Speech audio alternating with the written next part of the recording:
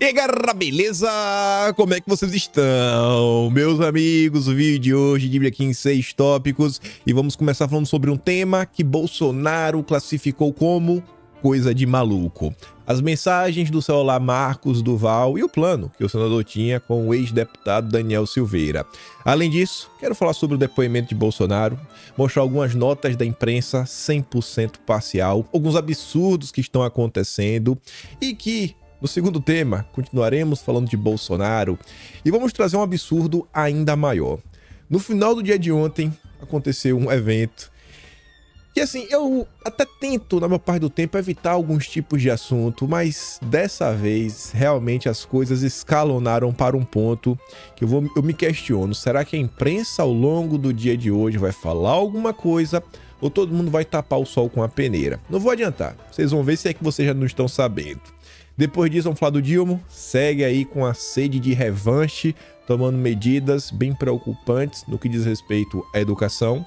Quero comentar, trazer algumas coisinhas, depois falar sobre reforma tributária, mais notícias, o Haddad aí preocupado em arrecadar mais 160 bilhões. Vai vir de onde? Eu espero que não seja do bolso do povo, mas parece que vai ser.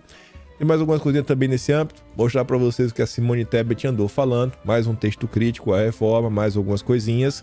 Depois vamos falar sobre pesquisas, saiu um aí falando sobre a popularidade do Haddad, e vamos falar também sobre a popularidade do Dilma nas redes sociais. E se der tempo, tem alguns assuntos diversos, só para atualizar, CP do dia 8, CP das ONGs e do MST. Mas vamos começar, e vejam só. Fiz questão de trazer as matérias da Globo, porque quem mais odeia é Bolsonaro. Mas tá aí, ó. Estou com, meu Deus do céu, quase uma bomba para destruir Bolsonaro e Lula. Diz as mensagens de Marcos Duval, né? Que mostravam um jogo duplo, segundo a PF.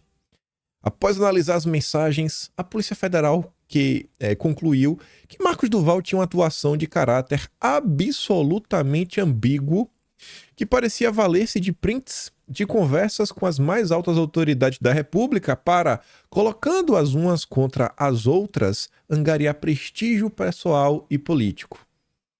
Marcos Duval realmente foi se mostrando, ao longo do tempo, ao longo dos meses, um cara que não bate bem da cachola.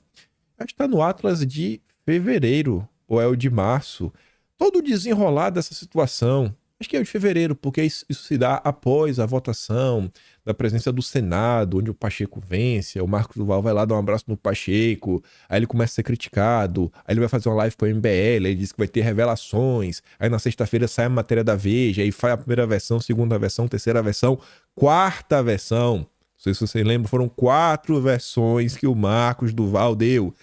Depois ele voltou para a TV, depois ele esteve na CNN, chorou falando que estava fazendo isso pela filha da SWAT. E ele é da SWAT. Mas vamos continuar. O relatório da Polícia Federal sobre o celular de Marcos Duval detalha mensagens com Bolsonaro. Coisa de maluco. E lista de políticos que poderiam ser caçados pelo TSE. As mensagens de Bolsonaro ao senador. O primeiro ponto aqui engraçado é no primeiro parágrafo. O relatório da Polícia Federal, feito com base na análise do celular do senador licenciado Marcos Duval, traz conversas que o parlamentar manteve com o deputado, Daniel Silveira, ex-deputado, e Bolsonaro, e também o ministro da Suprema Corte. E aí, você pega essa informação, um relatório da Polícia Federal, que eu não sabia que era público, mas a Bela Megali do Globo diz, o documento ao qual a coluna teve acesso, mostra que Duval trocou mensagens em 2 ocasiões com o ex-presidente. Vocês não acham? Eu sempre acho isso, mas é muito interessante. Sabe? A capacidade que os jornalistas brasileiros possuem de ter acesso a documentos que não estão no Google, não são de domínio público. A turma realmente tem fontes muito boas. E sempre, na maior parte do tempo, contra Bolsonaro sai primeiro na Globo. Mas tudo bem. E aí, Bolsonaro teria conversado com o Marcos Duval 2 vezes, ali ambas aconteceram após a reunião presencial que o senador teve com Bolsonaro e Daniel Silveira para tratar, segundo Marcos Duval, de um plano. Pink cérebro, Marcos Duval pequenininho e o Daniel Silveira. Realmente assim, foram feitos um para o outro. Na primeira conversa, O ex-chefe do executivo se limitou a enviar para Duval uma lista de nomes de políticos, incluindo ele próprio, que poderiam ser caçados. Tava lá, ó. Esse também posso ser caçado. E aí o Marcos Duval teria respondido o seguinte, ó. Não acredito? Qual foi o argumento? Aí Bolsonaro responde. Atos antidemocráticos. E acabou por aí. Segundo o próprio Globo, o segundo e último diálogo, só teve 2. O primeiro foi essa lista. E o segundo diálogo, vamos ver, né, se Bolsonaro estava envolvido no plano. O segundo e último diálogo, que consta no celular de Duval, é de 10 de fevereiro de 2023. Nele, o senador relata ao ex-presidente que a revista Veja o procurou para publicar uma matéria sobre a reunião que ambos tiveram com Silveira em dezembro. O senador diz ainda que acredita ter sido o ministro da Justiça, Flávio Dino, o responsável pelo vazamento das informações sobre o encontro. Neste momento, Duval compartilha com Bolsonaro prints da conversa que teve com Daniel Silveira a respeito da trama golpista. E, paralelamente, enviou o diálogo que teve com o ministro da Suprema Corte, no qual relatou o plano sugerido pelo ex-deputado. O senador diz ainda que, por sorte, reportou o assunto ao ministro e acrescentou para Bolsonaro: importante você ter ciência. 16 minutos depois de receber os prints, Bolsonaro respondeu: coisa de maluco. Duval afirma: exatamente. E é tudo que tem contra Bolsonaro. Mais uma vez, todo o desgaste da imprensa, jogando pedra em Bolsonaro, acusando ele de tramar isso, tramar aquilo outro, etc. e tudo mais. Se resumiu a 2 trocas de mensagens. Onde está mais do que claro: coisa de maluco.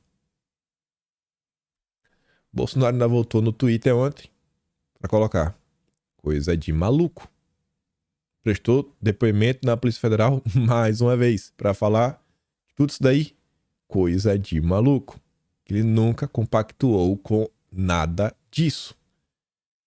A mesma coisa que eu falei ontem em relação à CPMI do dia 8, falo agora. Vocês acham que se tivesse algum material comprometedor em relação a Bolsonaro, já não teria sido divulgado no presente momento? Percebam que são várias denúncias que a imprensa vai fazendo, aquela chuva de matérias, tentando colar que Bolsonaro supostamente teria feito isso tramado, porque, pô, rapaz, todo o entorno de Bolsonaro fez alguma coisa menos ele, não é possível, isso é um absurdo. Essa, inclusive, é a tese da Natuza Neri. Não é possível isso. Todo mundo ao redor dele conspirava, menos ele, é o santo. Na minha concepção, você é até bondoso.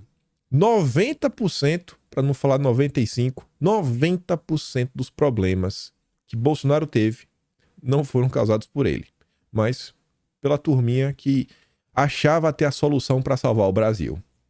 Mas vamos continuar. Aí eu falei para vocês mostrar toda a parcialidade da imprensa. Bolsonaro já tá descolado, né? Assim, de ir na Polícia Federal. E, gente, numa boa, ainda que seja a Polícia Federal, independente do que for, normalmente as forças de segurança, os seus membros têm um perfil mais à direita. Normalmente todo mundo diz que é bem tratado quando vai na polícia, prestar depoimento, né? Fazer qualquer tipo de esclarecimento. E eu nunca vi Bolsonaro falar o contrário, que foi maltratado. Você não vê ninguém comentando que Bolsonaro foi desrespeitado nem nada. Pelo contrário, Tomás sempre fala: não, tá de boa, foi bem tratado, foi bem recebido. Numa situação como essa, que a própria imprensa mostrou que as conversas de Bolsonaro se resumiram a mandar uma lista e falar: pô, isso aqui pode ser caçado por atos antidemocráticos, depois falar coisa de maluco. Não tinha nada. Inclusive tem prints. Tem um documento da Polícia Federal já mostrando: cara, só tem isso. Será que tem motivo para Bolsonaro estar nervoso? Tá com medo? Está com tensão? Mas o filho da Miriam Leitão utiliza o seu espaço na Veja para fazer militância e colocar a narrativa que ele quiser.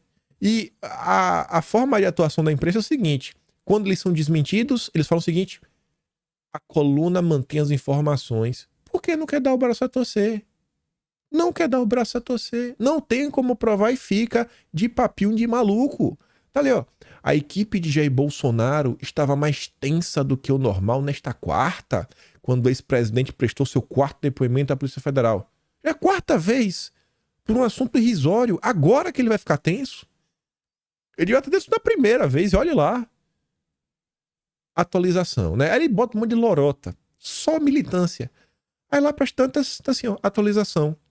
O ex-secretário de comunicação do governo, Fábio Van Garten, ligou para a coluna e negou que a tensão existiu no dia de hoje. Também afirmou que o encontro com o delegado deste caso foi o mais tranquilo do ano, o que faz total sentido. Olha o caso, olha o que a própria Globo está divulgando.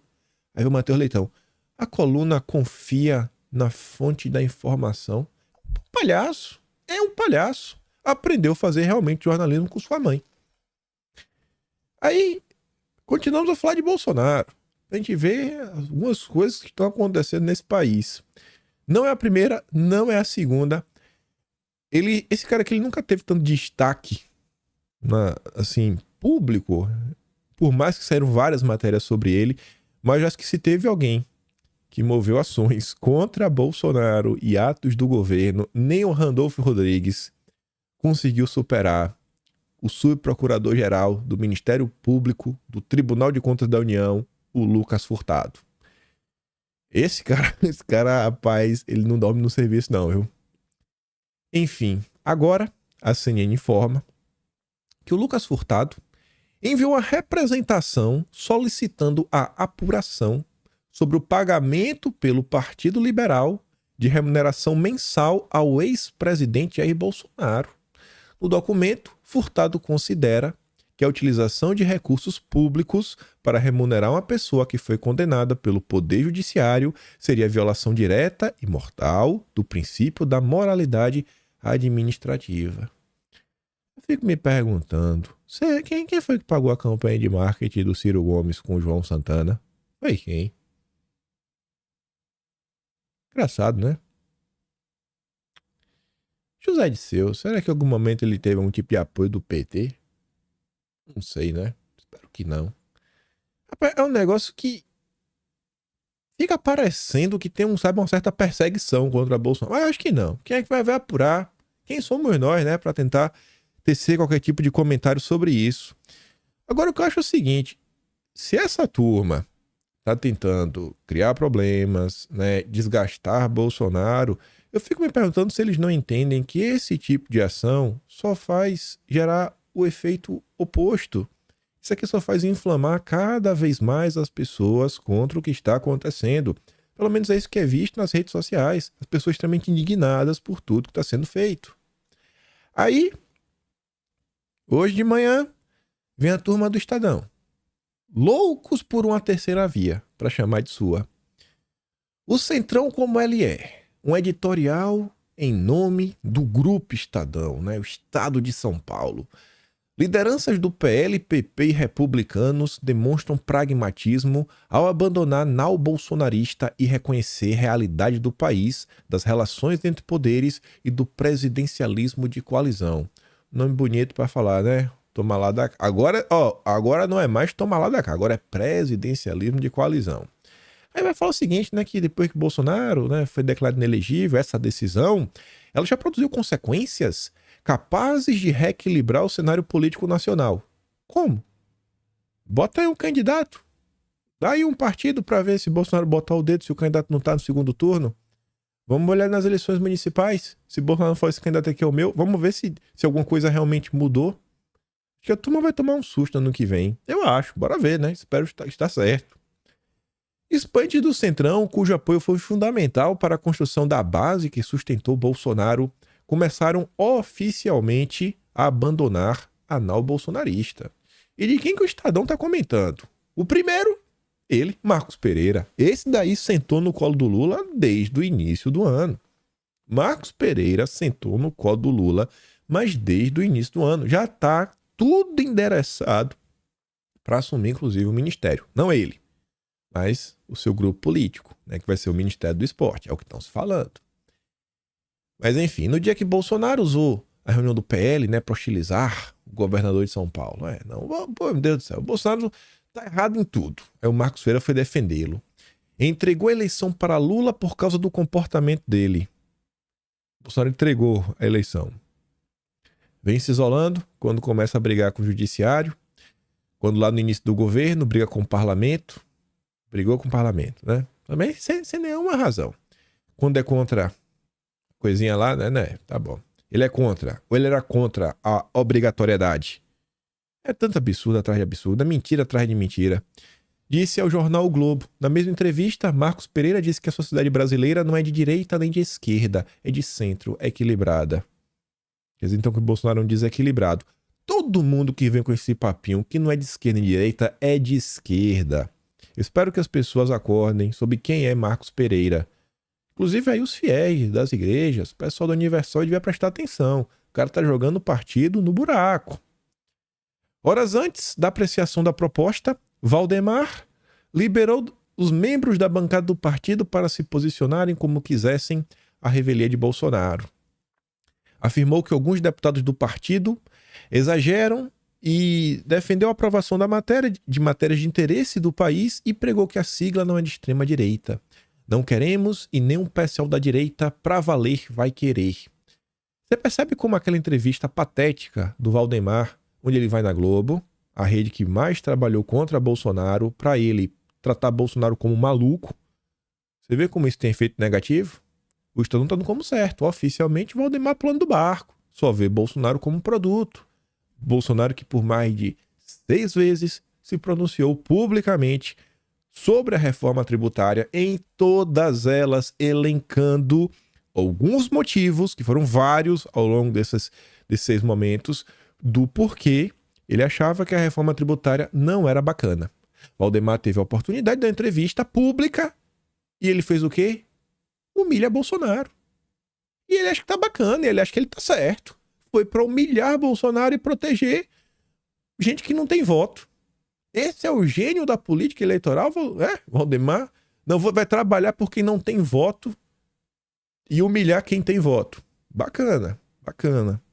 Eu espero que a turma tenha um plano B e dê uma rasteira no Valdemar, tô tomando raiva dele. Em um artigo publicado na Folha de São Paulo, havia um Ciro Nogueira também. Explicou o apoio da maioria da bancada a favor do arcabouço fiscal e da reforma tributária e declarou ser de direita não é ser anti-esquerda. Ser oposição não é tirar uma licença para ser irresponsável. Temos compromissos com o país e errar de propósito, como a esquerda já fez quando oposição, não é a oposição que o Brasil precisa. Assim, inúmeras pessoas criticando a reforma tributária, mostrando problemas, todo santo dia sai alguma matéria e a turma continua com esse papo de maluco, né? Oposição por oposição. Tá bom.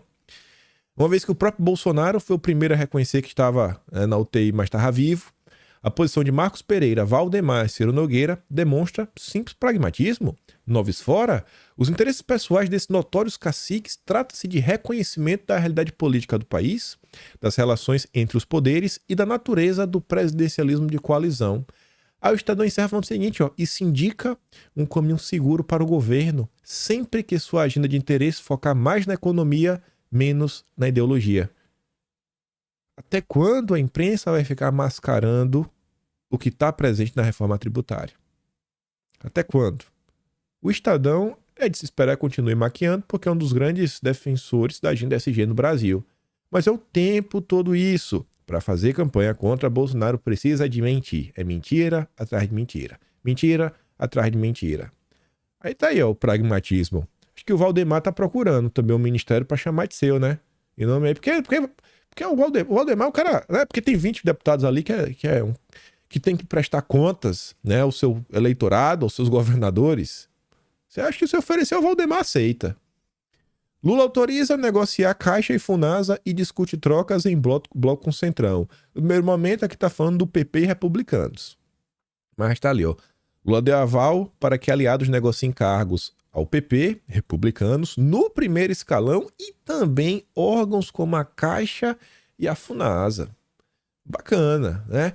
Não é de direita, é a turma de direita, viu? Não é de esquerda, tá bom. Centrão já dá como certa a entrada no governo Lula. Veja o que pode mudar na estrutura. E aí tá listando, né, o que o republicano deve assumir, o que o PP deve assumir, tá falando do Ministério do Desenvolvimento Social e também a Caixa Econômica, indicar lá o presidente. Renato fala assim, Marcos Pereira quer transformar os republicanos em uma filial do PT. Manobrou o partido para que seja uma base de sustentação do governo no Congresso. Resta saber quanto o partido concorda com a aproximação de uma ideologia que defende valores completamente antagônicos ao da Igreja Universal do Reino de Deus. Olha essa. Essa foi de ontem. A turma que botava o dedo na cara de Bolsonaro, de orçamento secreto, disso, daquilo, outro. Emenda parlamentar do jogo democrático. Agora é do jogo democrático, rapaz. Emenda não é propina, nem modo sujo de fazer política. É instrumento democrático, distribuição do poder. O problema é sua perversão, como no orçamento secreto. Bom, aí tá ali, ó. Há muitas correções a serem feitas nas emendas parlamentares. Mas, para tanto, o primeiro passo é compreender seu funcionamento e seus objetivos, sem criminalizá-las. Rapaz, é sensacional. Fora de São Paulo, não existia. Depois virou... existe ou não existe? Existiam contradições. Aí depois, beleza, agora existe. Aí agora existe, mas não é relevante. Fora de São Paulo perde relevância, fica preso ao passado, né? E ignora fracasso de ditaduras de esquerda. Passados 33 anos desde sua criação, Fora de São Paulo já não tem mais a relevância que tinha. Mas antes nem existia. E se tinha relevância, por que não saía matéria no Estadão para comentar sobre isso? Porque os jornais escondiam o que vinha sendo discutido, o que vinha sendo proposto. Que piada! Aí lá pras tantas, a turma do Estadão vai conversar com os pesquisadores que estão ajudando o PT a entender a direita e etc, tudo mais, né? Aí eles falam assim, ó, que nesse contexto, Foro de São Paulo virou alvo da extrema-direita, que passou a disseminar fake news e versões sobre o evento. Tudo mentira. Não, tudo mentira. Não. Comunismo? Ih, rapaz, não existe não. Não tem comunista ali não. Não, é só um bate-papo, gente de boa, gente bacana. É besteira. E tá aí, o Estadão batendo palma. Bora. Tomar a terceira via. É o que eu digo. O Estadão solta algumas matérias criticando o Lula? Solta. Criticar o Lula é fácil. É o que essa turma quer. Mas eles jamais vão aceitar que existam pessoas nesse país que amem o Brasil, que tenham um compromisso com a nação, com o país se desenvolver, com famílias, com valores familiares. Eles não aceitam isso. Eles querem, no final do dia, hoje em dia, um woke, social-democrata, daquele jeito que só FHC sabe fazer. Em busca do novo FHC. O jornalismo profissional também. Aqui não tem muito a ver com política, mas eu falei, rapaz, eu tenho que mostrar isso daqui. Não é todo dia. Não é todo dia não, já foram algumas vezes que a Mônica Bergamo ganhou um fact-checking. Aí os jornalistas ficam tristes, né? Porque eles não fazem esse trabalho, eles só verificam as pessoas de direita. Mas tá ali, ó. Grave o que leva um piloto da Latam a pousar sem segurança, levando o avião a derrapar e colocar em risco a vida de centenas de pessoas. De quem é o erro? Ah, tá afirmando que teve erro? Calma, Mônica. Tá ali, ó. Existem diversos procedimentos de segurança na aviação. A jornalista atribui ao piloto uma falta de responsabilidade sem averiguar os fatos. E toma aí um fact-checking. Esse é o jornalismo profissional. Voltando aqui só pro Estadão, que tá aqui na sequência. A matéria de cima é de agora, 2023, do governo Lula, né? Deflação é mais um ponto positivo para o governo. Mas o jogo está longe de estar ganho. Lê análise. 2019, governo Bolsonaro. O que é deflação? E por que a queda de preços pode não ser um bom sinal? Ponto positivo, porque é para Lula. Já com Bolsonaro, deixa eu te explicar porque o preço cair é ruim. Senta aqui que eu vou te explicar. Esse é o jornalismo 100% imparcial. Mas vamos continuar, que eu falei que tinha alguns absurdos para nós comentarmos. Ah, Jesus. Antes de falar dos absurdos, eu vi essa postagem ontem. E eu vi o comentário em cima da postagem, né, da Tsuki. Postagem do Monark, que fala assim, ó. Eu prefiro Ciro Gomes do que o Bolsonaro para presidente. Ciro já defendeu a minha liberdade de expressão em público, citando meu nome. Bolsonaro nunca nem falou nada contra a minha censura. Eu não sou de esquerda, mas preciso que o presidente tenha coragem de se posicionar. As pessoas que Bolsonaro já defendeu publicamente no passado. Quando ele fez isso, as pessoas foram ainda mais perseguidas. Agora, você percebe como no final do dia, a turminha, né, sofisticada, né, independente, eles não estão muito preocupados se a liberdade de expressão está sendo defendida, mas e eles? E o meu ego? E a minha posição? A Tsuki fala assim, ó, esse não é um problema só dele, mas de muitos. Não bastou um homem defender a liberdade de todos, de uma nação. Era preciso ser feito nominalmente, direcionada exclusivamente a alguém. Você tá vendo a imprensa? As matérias que eu trouxe antes foi proposital, para te mostrar. Olha a imprensa. Olha o que a imprensa está fazendo. Quando é Bolsonaro, quando é a esquerda. Quando é Bolsonaro, deflação é ruim. Quando é Lula, deflação é boa. Quando é para falar do Foro de São Paulo, minimiza. Não, é besteira. Quando é para falar de um movimento mais à direita, criminaliza. Quando não acham nada nas mensagens, inventam. E confia na fonte, como é o Matheus Leitão. Quando é o Dilma e ele fala um absurdo, a imprensa abafa.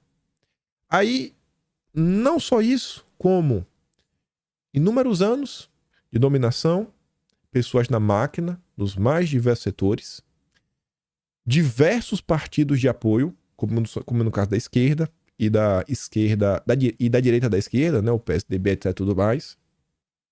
Mas como é Bolsonaro, que com a base de 40 deputados e uns 10 senadores, minoria absoluta, não conseguiu fazer uma revolução no país. Meu Deus, a culpa é de Bolsonaro. E vamos botar algumas pedrinhas a mais. Monarca reclama. Ah, Bolsonaro. Liberdade de expressão, blá, blá, blá. Bom. Se preparem, porque tá acabando. E os deputados, é bom ficar de olho. É bom tomar jeito na vida dos deputados. Isso aqui aconteceu tem tempo. Esse tipo de notícia não terá mais. A partir de agosto, pode esquecer. Agosto e setembro que é a mudança. PGR pede arquivamento de ação contra a Zuco, presidente da CPI do MST. A minha PGR que um dia a gente comentou, que falou que bicho, não tem crime no que o André Fernandes falou. Para, vocês estão tentando traçar um vínculo causal inexistente. Também não viu o crime nas declarações dos outros deputados de direita. Pode falar o que for. Quando você compara a atuação da PGR, que foi indicada por Bolsonaro, com outros setores, inclusive a esquerda, Ave Maria, odeia o Aras. Quantas e quantas matérias não fizeram colocando dedo na cara do Aras, do Lindora, falando isso, falando aquilo outro? Qual foi a capa da Veja sem ser essa sexta, da sexta anterior? Foi dessa sexta, acho que foi da sexta anterior. Qual foi? Era Lindora na capa, né? Com uma coisa, né? Que ela tava discordando de uma ala.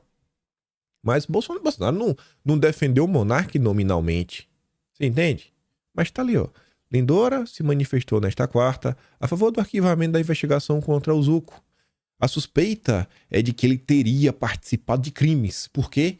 Não, patrocínio e incentivo a atos antidemocráticos. Seja em território gaúcho, seja em Brasília, no dia 8. Ele fez um post na rede social, né? Participou de crimes. Olha como a matéria é descarada. Suposto crime. Meu Deus do céu. Aí, eu sempre assisto Monark porque vai muita gente lá que não é de direita. E eu digo pra vocês, eu não fico vendo a turma da direita porque na maior parte do tempo eu tô sempre lendo notícia, meio que sei o que tá acontecendo. Eu não sei quando alguém traz assim, um furo, uma exclusividade, descobre alguma coisa interessante, mas normalmente circula bem. Eu tento usar meu tempo para entender o que a esquerda tá comentando e que a imprensa tá comentando para trazer para vocês e a gente vê também muito mais o outro lado. E aí o Monark adora falar que Bolsonaro tem que denunciar, porque ele tinha que estar denunciando para as pessoas o que tá acontecendo, isso, aquilo, outro, como se só falar fosse resolver. Pessoal, ontem teve evento lá no Planalto. Imagine se isso aqui fosse dito por alguém da direita. O Renato Janine Ribeiro, da Sociedade Brasileira para o Progresso da Ciência, falou, tá em vídeo. No próximo do Planalto, ele fala de problemas eleitorais na eleição de Bolsonaro de 2018. Assim, ó, levou ao poder quem jamais ganharia eleições livres e limpas. É uma afirmação séria. Se isso daqui fosse dito pela esquerda, hoje, rapaz, já estava prestando depoimento na Polícia Federal, celularzinho e notebook apreendidos, né, redes sociais derrubadas. Mas o monarca quer que Bolsonaro se posicione. Bolsonaro tem que falar grosso, pé na porta. E aí que teve outra coisa, que eu falei que eu até me recusava a falar na introdução do vídeo. Tem alguns temas que eu falo assim, rapaz, evitar porque é chovendo molhado, né? Muitas vezes, eu acho que todo mundo tem uma opinião já bem formada no Brasil, não acho que as pessoas vão mudar muito de opinião. Mas nesse caso aqui, eu acho que algumas pessoas mais ao centro, se é que esse centro no Brasil existe, né? As pessoas estão se meio na dúvida, será mesmo que o Bolsonaro é louco desse jeito? Será que ele não pode estar certo? Acho que essas pessoas que ainda têm esse questionamento, talvez possam se questionar um pouquinho. Porque o ministro aí, como vocês podem ver, vocês conhecem ele foi num evento da Uni, e no evento da Uni o ministro falou: nós derrotamos o bolsonarismo. É uma frase meio complicada, né? Você fala isso. Tanto que o Samuel Pancher, do Metrópolis, que não é bolsominion, né? Ninguém vai falar isso. Fala assim, olha, sinceramente, não lhe cabe, ministro.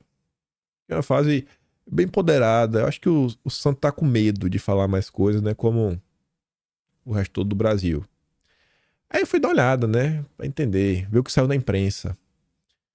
Nós derrotamos o bolsonarismo, diz lá o ministro no evento da Uni. O ministro fez críticas ao bolsonarismo e reagiu às vaias que recebeu de um grupo ligado a profissionais da área de enfermagem. É engraçado que a CNN não consegue falar que grupo é esse e qual a ideologia política deste grupo. Seria muito importante. Nós derrotamos a censura, nós derrotamos várias coisas, nós derrotamos o bolsonarismo para permitir a democracia e a manifestação livre de todas as pessoas. As falas do ministro foram a reação a um grupo de manifestantes que protestava contra ele no Congresso da Uni. Além das vaias, eles carregavam uma faixa com a frase: o ministro lá, inimigo da enfermagem e articulador do golpe de 2016. Fala pesada. Mas vamos dar uma olhada, né? Porque o Metrópolis já trouxe uma explicação um pouquinho mais precisa. O ministro é vaiado e chama estudantes de bolsonaristas. O ministro foi vaiado durante o discurso no 59º Congresso da Uni, que aconteceu em Brasília. Os estudantes protestaram contra o posicionamento do magistrado no julgamento do piso da enfermagem e o chamavam de articulador do golpe contra Dilma. O ministro chegou ao evento por volta das 20 horas e olha só, naquele momento, estudantes ligados à Juventude Faísca Revolucionária. Será que são de direita ou de esquerda? E ao Movimento Revolucionário de Trabalhadores. Estenderam faixas contra ele a favor do piso. Pode-se ler: inimigo da enfermagem e articulador do golpe de 2016. Que vergonha, direção da Uni. E tá ali as imagens. Eu acho que aquilo ali é uma foice e martelo. Essa é a imagem disponível na matéria do Metrópolis, né? A foice e martelo é aqui assim, ó. Aqui atrás. Eu acho que esse cara aqui é o Che Guevara. Então, eu não sei porque a CNN ficou... escondeu a posição política do grupo. E aí eu fui tentar encontrar este grupo nas redes sociais. O Faísca Revolucionária. Ele tem perfil no Twitter. Esse grupo se auto-intitula uma aliança revolucionária é da juventude com a classe operária. Juventude trotskista de trabalhadores e estudantes impulsionada pelo MRT Independentes. Tá ali, eles colocaram ali a imagem mesmo. Agora tu já imaginou... Ih, rapaz. Tu já imaginou se fosse o Cássio falando do Lula... ou André Mendonça? Já imaginou se esses estudantes fossem de direita com a frase dessa? Ih, rapaz. Olha, eu sei que é chover no molhado. É com frequência que vem algumas notícias ligadas ao judiciário, olha assim, eu falo, rapaz, não surpreende tanto, mas essa, comento com vocês, essa me surpreendeu um pouquinho. Eu falei, pô, acho que é desnecessário, sabe? Falar assim, derrotamos o bolsonarismo. Acho que é um pouco desnecessário. Achismo meu, né? Posso estar errado também. Tô na linha do Sam Puncher. Vamos ver como é que vai ser aí o desenrolar do dia. Quero muito ver o que a Globo vai comentar, né? Ou se a Globo vai ficar em silêncio. Principalmente a turma da Globo News. Mas vamos continuar falando do Dilma. Dilminho. E sua revanche. Não tem outra palavra, pessoal. Ah, não, esqueci. Aqui ainda vou vendo justiça, né? Aqui vou ver justiça. A do Dilma é essa daqui, é. Ainda vou vendo justiça só pra fechar. Aqui é outro tipo de notícia que as pessoas deviam colocar a mão na cabeça e se perguntar, rapaz, pensem bem o que estão fazendo. Olha a situação do Brasil. Olha quanto vocês já ganham, deixam de ganhar, como é a vida, a quantidade de férias por ano, recesso. Justiça de Minas libera juízes e promotores auxílio creche retroativo de até R$ 57.000 por filho. Juízes e promotores mineiros com filhos de até 7 anos de idade passarão a receber um auxílio creche de R$ 950 por criança. O benefício vale para o Tribunal de Justiça de Minas e para o Ministério Público Estadual. O penduricalho já estava disponível para servidores ativos desde 2010, mas agora se expande também para a promotoria e para a magistratura. Além do acesso ao benefício, as resoluções dão aos juízes e promotores o direito de receber o valor de forma retroativa, considerando os últimos 5 anos antes da publicação das resoluções. Olha, eu olho assim, tem algumas famílias que a renda anual das famílias gira em torno, deixa eu ver, 2 vezes 12, 24, 6, 7.200, vamos botar arredondar para 8, 32 mil reais por mês. Vai arredondar para cima. Se bem que tem 13º, né? Passa aí, bota 35 mil. Vamos botar 13º, um terço de férias. É aquela família que o pai e a mãe, cada um ganha um salário mínimo. Família. 35 mil reais no ano. Já inclui 13º e um terço de férias. Ainda tem desconto no salário, né? Um monte de besteirinha.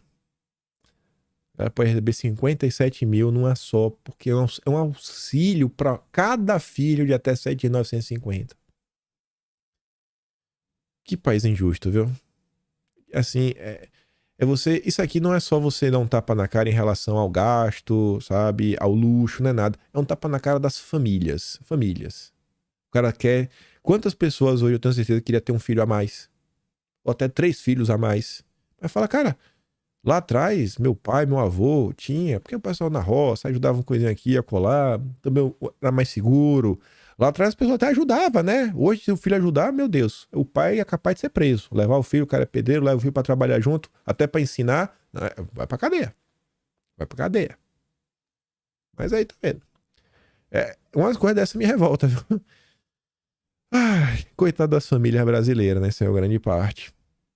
Aí, vindo aqui para a questão do Dilma, para mim também envolve muito questões familiares isso daqui, porque a escolha de cada família, eu acho que deveria ter opções das mais diversas. Mas pro Dilma não. Governo Lula acaba com o programa de escolas cívico-militares criados por Bolsonaro. Não é um programa para todas as escolas do país, não é obrigatório, vai quem quer, é extremamente disputado, é extremamente bem visto pelos pais, gera alguns resultados positivos, como o aumento de segurança das regiões, a redução do índice de violência dentro das escolas. Mas o Dilma não quer. O Dilma acha que é ruim.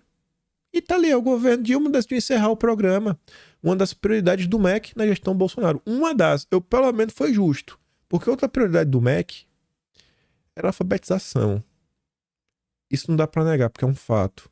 Foi o primeiro governo da história desse país que criou uma secretaria para cuidar apenas da alfabetização. Contava lá que Nada Linda deixou um trabalho fantástico e o governo atual jogou no lixo. Ontem eu vi um mapa, eu não coloquei aqui, para não causar muita polêmica, que mostrava estados com o menor, assim, mostrava a taxa de analfabetismo ao redor do Brasil. Os estados com menor índice de analfabetismo e os estados com maiores índices de analfabetismo. Adivinha quais são os estados piores? Adivinha quais são os estados melhores? E tenta adivinhar onde a esquerda se dá melhor e onde a esquerda se dá pior. E aí você junta com essa notícia.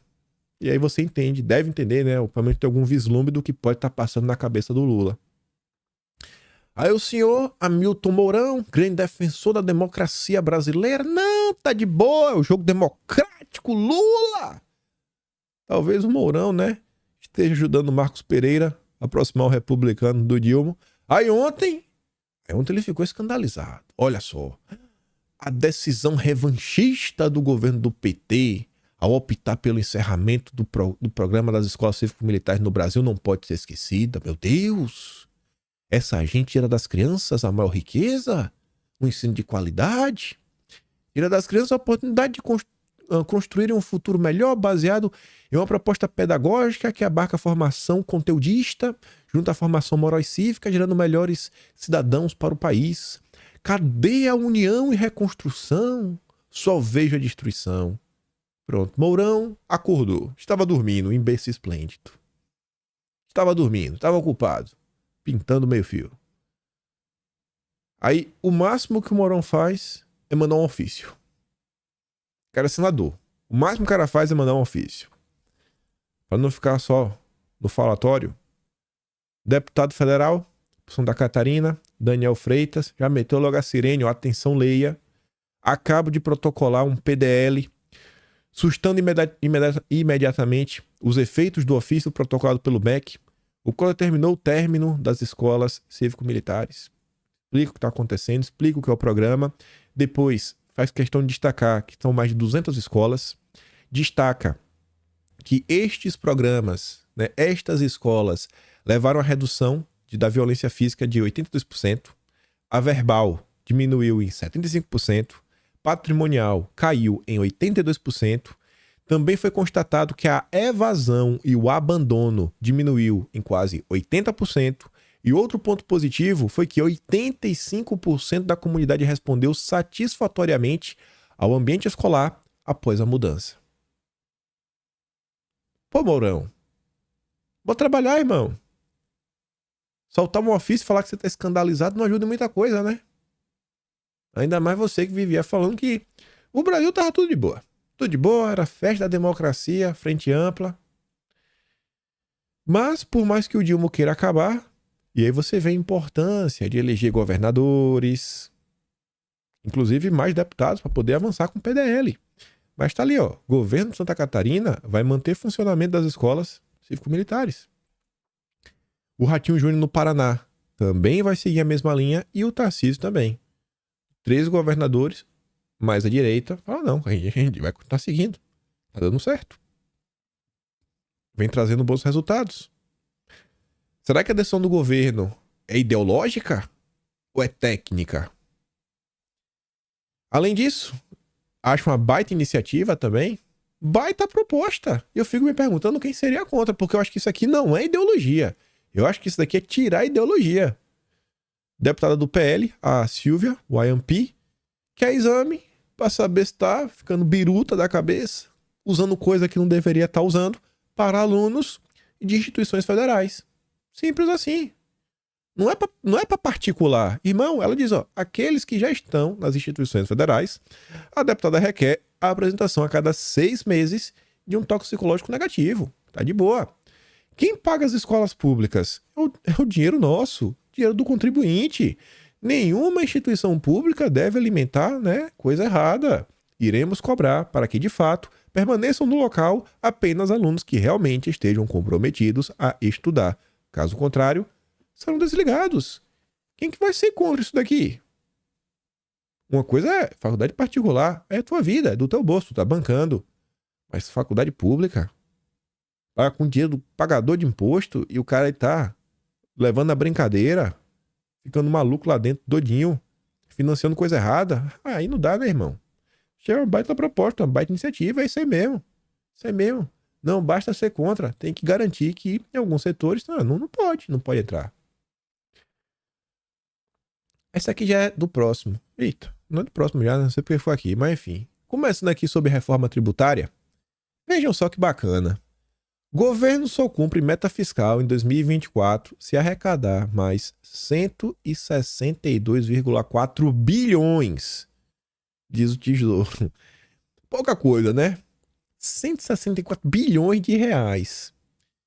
O governo federal precisa arrecadar, né, a mais para assegurar o cumprimento da meta de zerar o déficit de 2024. Mesmo com o esforço de arrecadação, o governo precisará contingenciar despesas para cumprir a meta. Mesmo se esforçando para arrecadar mais, tirar mais imposto do bolso do povo, ainda assim o Lula vai ter que cortar. O Lula não vai cortar. Não vai cortar nada. Isso significa que, embora o limite do arcabouço autorize um gasto maior, será preciso frear os repasses para evitar uma frustração nos objetivos traçados ou arranjar um valor ainda maior de receitas para destravá-los. Ou seja, já está tirando, ou o único caminho vai ser tirar ainda mais imposto no bolso do povo. Aí a Simone Tebet já veio avisar, exceções demais podem neutralizar o impacto da reforma tributária e aumentar a alíquota. Rapaz, se começar a dar exceção, a alíquota vai aumentar. Gente, deputado, eu tô achando que essa alíquota vai bater 30%. Tô achando que essa alíquota vai bater 30% ou mais. 25% era conversa pra boi dormir. Tem algumas coisas que demonstram, assim, eu não consigo acreditar mais em inocência. Eu acho que é incapacidade mesmo, sabe? É burrice. Quando eu vejo gente que se diz analista, que analisa os gráficos da Bolsa de Valores, do mercado financeiro, que faz acontece, o cara tá vendo o PT propor uma coisa e achar que o PT vai ser sóbrio. O PT, irmão. Você tá vendo o PT falando que isso aqui... Tu acha que o PT vai colocar uma alíquota bacaninha?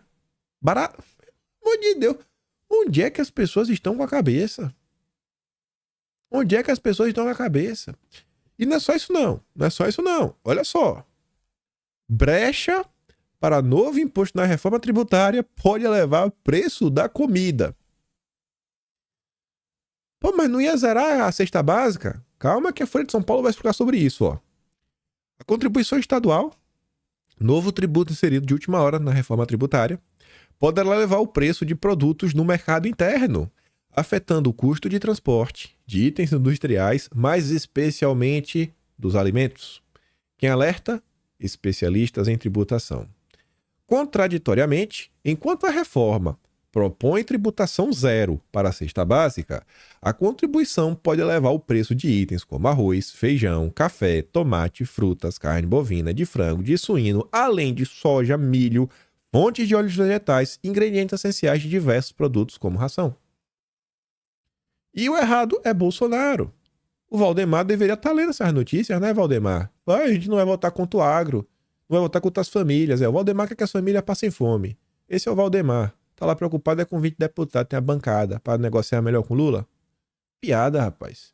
Tá uma piada. Todo dia eu sinto que tentam nos fazer de palhaço. Pelo menos que dê. Vamos fazer um programa, né? Meu nariz, minha vida. O governo vai distribuir um nariz de palhaço para todo brasileiro, com hipoglose de pintar a cara, né? E botar outro lugar também, porque é o tempo todo botando no bolso do brasileiro, né? Para o brasileiro arcar com custo. Os tributaristas avaliam que, pela redação do texto, não dá para saber o real alcance da contribuição. É mesmo. Quem poderia imaginar que a turma da esquerda ia deixar um texto amplo? Nossa! Como cada estado teria autonomia para definir a cobrança, a contribuição poderia ser aplicada no mercado interno, mas também sobre exportação. Como o preço de muitas commodities é cotado em bolsa, a tendência é que a alta da tributação se concentre no mercado interno. Essa contribuição será uma válvula de escape para estados fugirem das amarras do IBS. Quem poderia imaginar que a esquerda faria algo assim? Quem poderia imaginar que a esquerda, nossa, não vai ser sábia, não vai ser responsável, vai taxar mais do que deveria. Nossa, o Dilma nos enganou de novo. Coitadinho, né? É o maior Hermínio Fraga do gatinho. Aí, pessoal, eu gosto de ler muitas vezes os comentários da Folha de São Paulo. Olha o nível das pessoas que assinam a Folha de São Paulo. Meu Deus, olha só. Jorge César Bruno. A Folha de São Paulo tá te falando. Esse imposto é o Cavalo de Troia, que foi anunciado no dia seguinte. A Globo falou sobre ele. A Folha também. A turma, olha só, é tão absurdo. A Folha de São Paulo tá falando, ó, a comida pode aumentar de preço. Cara, não é brincadeira. Isso é sério. Presta atenção. Olha o que tá acontecendo. É tão absurdo que a imprensa tá chamando a atenção. Aí vem ali o Jorge César Bruno. Bom, se a Folha de São Paulo quer que permaneça a atual cobrança de impostos, sendo tributação sobre tributação, que ótimo. O sistema atual é satisfatório e agrada a todo mundo. Com estupidez e imbecilidade não se pode discutir, só concordar, pobre Brasil. O cara acha que a Folha de São Paulo tá falando é estupidez. Estupidez, como assim? É fake news, só pode. Você não pode pontuar um problema que você já tá contra a reforma inteira. Esse deve ser filho do Valdemar. Esse é filho do Valdemar. A Solange deve ser prima do Valdemar. A Folha de São Paulo está com saudades daquele que gritava e mandava ficar quieto, jornalista da Folha de São Paulo. A Folha de São Paulo tá alertando que tua comida vai ficar mais cara, mas a prima do Valdemar tá maluca. Aí vem agora o primo do Valdemar, outro primo, Rubens Gonçalves. Ouvindo o comentarista na Globo News, o Haddad era o queridinho da Vila Madalena dos artistas em São Paulo quando candidato a prefeito. E agora Haddad virou protagonista e queridinho da Faria Lima, se torna exponencial para futuro candidato a presidente. E vocês vêm com a notícia destas, que a reforma vai encarecer a comida do pobre. Dá um tempo, esperem a medida entrar em vigor. A eleições são daqui a 3 anos. Ó, vamos aprovar uma PEC. Vamos aprovar uma... Olha só, vamos aprovar uma PEC e vamos ver se dá certo. E se der errado. Se der errado, deu, né? É primo do Valdemar. Tá vendo aí? Aí vem o Carlos. Deve ser irmão de consideração do Valdemar. A Folha lixo com desejo que se torna manchete. Subestima os seus leitores. Quanta desonestidade e falta de compromisso com a verdade. Aí, esse cara recebe um comentário do Pedro Luiz. Deve ser filho adotivo do Valdemar. Por isso cancelei a assinatura. Não vou pagar para colunista acumular clique. É só isso que a Folha de São Paulo quer. Se tiver aberto, leio. Se não, passo para a próxima notícia. A web está cheia de notícia correta e de graça. Essa é mentira. Essa é de mentira. Porque assim como o Valdemar da Costa Neto, que acha que Bolsonaro é um maluco, que essa reforma tributária é pelo bem do Brasil, que não tem nada de errado, não, que Bolsonaro só tá contra porque o Lula tá a favor, que é perfeita. Aqui, ó. É Escola Valdemar de Análise Política. Aí vem o Marcelo, outro primo do Valdemar. Folha de São Paulo segue na tentativa de desacreditar a reforma tributária, que é unanimidade entre tributaristas e economistas. Não tem ninguém contrário. Ninguém, zero.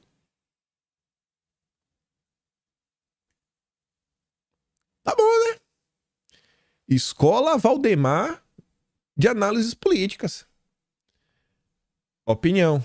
Reforma tributária é um avanço rumo ao maior IVA do mundo.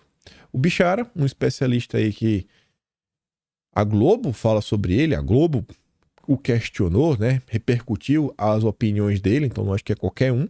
Escreveu um texto no Brasil Jornal, um jornal aí mais voltado para o mercado. O Armínio Fraga, vez outra, dando uma entrevista para esse pessoal, e fala assim: Américo Pisca-Pisca era um personagem de Monteiro Lobato que via defeito em tudo e queria sempre fazer as coisas de um jeito diferente. Boa parte da comunidade jurídica brasileira se assemelha a ele quando o tema é reforma tributária. Outra parte da mesma comunidade age como vaca de presépio, tratando a reforma trazida pela PEC 45 como um dogma de fé, insuscetível a qualquer questionamento. Por um lado tá tudo errado, por outro, rapaz, é fé, é Deus no céu, reforma tributária na terra. Como costuma acontecer, a verdade não está nos extremos. Por outro lado, parece inevitável discutir o critério da eleição de prioridades para a aplicação da alíquota reduzida. Seria razoável que produções cinematográficas sejam beneficiadas e o transporte aéreo em um país de dimensões continentais não? Porque isso é o que está na reforma tributária. O texto é longo. Aqui é um ponto que ele começa a discutir sobre alíquotas diferenciadas. Pô, você vai dar uma alíquota diferenciada para cinema? Produção cinematográfica, e aí você vai botar o preço cheio A passagem aérea, o Brasil gigante, que a pessoa tem que passear, pra cima e pra baixo, viagem de trabalho. Será justo atividades esportivas como um campeonato de golfe da elite brasileira tenham tributação inferior a insumos essenciais como energia ou telecom? Mas a escola Valdemar de análise política é maluco, não sabe o que tá falando, deve ser, né, um bolsonarista, segundo Valdemar. Muitas dessas incongruências certamente se deram em razão do atropelo com que se deu a aprovação da PEC. Né? Quem poderia imaginar? Não custa lembrar que o texto votado, em terceiro substitutivo, só veio a ser conhecido minutos antes da votação pelo plenário na Câmara. Ainda pior, no curso da sessão plenária, ele veio a ser substituído por uma emenda aglutinativa que trouxe diversos jabutis. Não segundo Valdemar. Dentre as alterações promovidas quase na calada da noite, literalmente, destaca-se negativamente aquela que instituiu uma nova contribuição estadual sobre produtos primários e semi-elaborados, que é o que a Folha de São Paulo está tentando comentar, mas os militantes do Lula se negam a ver porque eles são, assim, eles não conseguem raciocinar. Eles vivem num mundo que o Lula fala é lei, é verdade e acabou. A criação dessa nova espécie tributária agride os objetivos de simplificação e neutralidade prometidos pela reforma. Preocupa também a total falta de transparência da Receita Federal durante todo o debate, omitindo os cálculos e simulações que permitiriam estimar qual seria a alíquota adequada para uma reforma tributária neutra. E essa é a principal dúvida do contribuinte, que anseia saber quanto irá pagar. Bom, não é a dúvida do Valdemar. Valdemar acha que está de boa. A expectativa original de uma alíquota de 25%, em que 9% seriam devidos à União e 16% aos estados e municípios, já foi majorada quando a União, ao apresentar o PL 3887/2020, que regulamentaria a CBS, manifestou desejar uma alíquota de 12% para si. Com isso, espera-se que a alíquota da CBS mais IBS chegue a pelo menos 28%, que para o Valdemar tá de boa. Errado é Bolsonaro.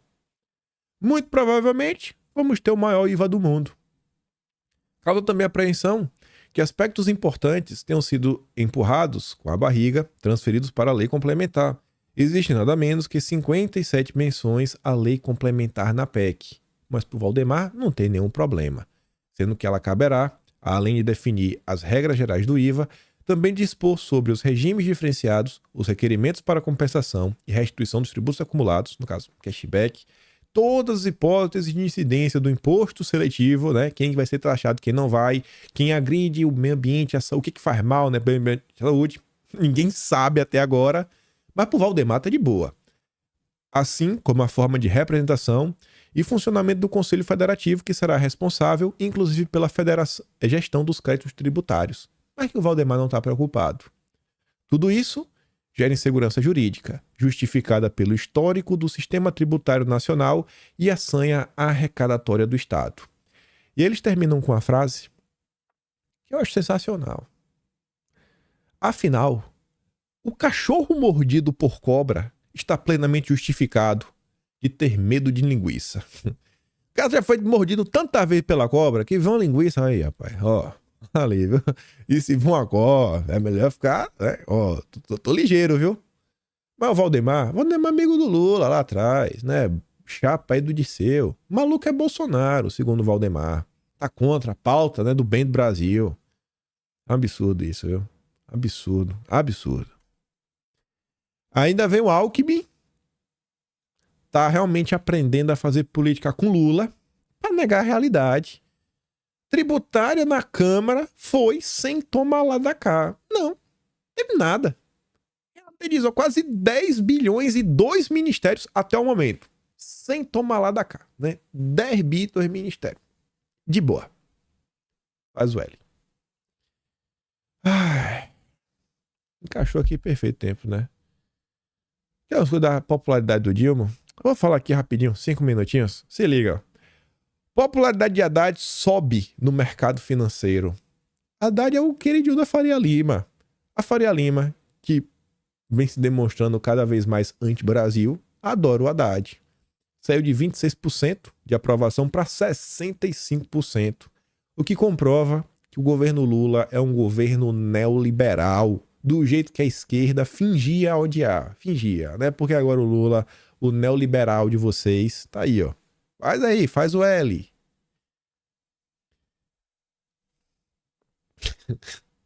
Olha, eu tento também não pegar no pé. Tento relevar, mas vejamos. Tem uma postagem no Twitter, ela circulou bastante. Tá ali embaixo, ela teve 1 milhão de visualizações. Eu vi essa postagem ontem, mas falei, porra, eu não sou programador, eu não vou ter como aferir pra bater o martelo e falar que isso aqui é verdade. Por mais que aparenta ser verdade, é melhor deixar pros profissionais. O que é que o cara dizia? O Banco Central do Brasil lançará em breve uma moeda digital baseada no RC20. O contrato inteligente para seu CBDC contém uma lógica que permite que eles movam, queimem ou congelem livremente os fundos do usuário, ou seja, o teu dinheiro. Eles também poderão controlar quem pode movimentar fundos. Com dinheiro todo digital, imagina o poder que o governo vai ter. Aí você fala, mas será que isso aqui é verdade? A Exame foi perguntar. A Exame mandou um questionamento para o Banco Central, né? O Banco Central confirma que Real Digital vai ter função para congelar valores. Falei, né? O Banco Central confirmou que o Real Digital deverá contar com funcionalidades que permitirão o congelamento de valores mantidos por usuários na versão digital da moeda brasileira. Entretanto, a autarquia falou que a medida, vai seguir as prerrogativas legais. Gente, alguém já comentou até aqui agora no vídeo. Para Bolsonaro aí, o seu salário podendo ser congelado, né? Congelado não, suspenso, questionando se o PL pode pagar o salário de Bolsonaro, tantas as coisas que vão fazendo. Tanto que vocês acompanharam a atuação da justiça contra pessoas de direita. Tu já imaginou uma ferramenta dessa num governo de esquerda? Tu já imaginou? Eu entendo que coisas assim têm um objetivo nobre, né? Você combater crimes, pessoas que fazem coisa errada, movimentações estranhas, etc, tudo mais. Mas num país como o Brasil, do jeito que as coisas estão funcionando nesse país, eu olho pra isso aqui com uma forma assim, mas com muito receio, viu? Muito receio. Ai. Mas beleza. Ainda porque, pesquise, se você tiver interesse, pesquise depois sobre CBDC, que é Central Bank, né? Banco Central Digital Coin. É moeda digital dos bancos centrais. Pesquisem sobre esse assunto. Vejam o que vocês acham. Vejam quem está denunciando e quais são as preocupações que as pessoas levantam ao redor desse tema. Aí eu digo, eu tento não pegar no pé do Roberto Campos Neto, mas desde que ele fez um inventário de emissão de carbono do Banco Central, para mim ali acabou. Para mim ali foi um demonstrativo que eu falei, esse cara aí é qualquer coisa menos conservador. Ainda fã de popularidade, Lula mantém baixa audiência e chega a 1,5 milhão com 5 lives. O cara fez 5 lives juntas. E não é que ele fez 5 lives no YouTube e deu 1,5 milhão. Não, é somando todas as plataformas juntas. Todas. Quando o Dilma fez a primeira live, eu cheguei a comentar o seguinte, falei, pessoal, olha só. Se na primeira flopou, gente, isso é um fracasso. Porque normalmente, quem já fez qualquer coisa, quem tem um projeto tal, sabe assim, o primeiro dá muito certo. Quando você fala, pai, tô com um projeto novo, vejam, você cria um certo hype e as pessoas vão ver. E a tendência é você perdendo a audiência conforme o tempo vai passando. Você tem audiência é uma coisa assim muito difícil. E dito certo.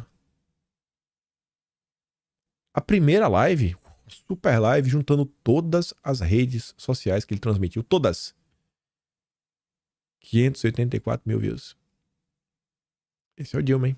5 lives, 1,5 milhão. Super popular. Já Bolsonaro, só em uma live, só umazinha, 13 milhões e 800 mil.